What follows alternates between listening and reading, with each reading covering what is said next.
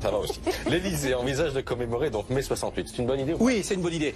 C'est bien de regarder l'histoire récente en face, de pas attendre des siècles et la poussière des archives pour s'y plonger. Les pages sombres, la guerre d'Algérie, et les pages plus roses, plus sociétales, comme mai 68. Il y a du bon et du mauvais dans mai 68, mais ça reste comme une grande fête. La France a inventé quelque part la révolution de velours, c'est-à-dire la révolution avec des barricades et des pavés. Ça n'a pas été tendre. Il n'y a pas eu trop de victimes. On déplore un mort. C'est pas un peu un miracle, mais quand même une manière de changer la société sans couper des têtes. D'après l'Élysée, il faut sortir du discours maussade sur ces événements qui ont contribué à moderniser en fait la société française. Est-ce que vous partagez cet avis? Alors oui, mais il ne faut pas non plus tomber dans le discours naïf et faire croire que mai 68 n'a apporté que du bon. Il est interdit d'interdire, c'était quand même un slogan stupide. CRS-SS, c'était quand même une énorme bêtise. Quant au rapport à la sexualité libre qui faisait qu'à la sortie de mai 68, on nous expliquait que finalement, avoir des relations sexuelles avec des mineurs, ça participait de l'éducation sexuelle comme au temps de Socrate, ça a donné de la pédophilie. Donc il faudrait peut-être pas exagérer.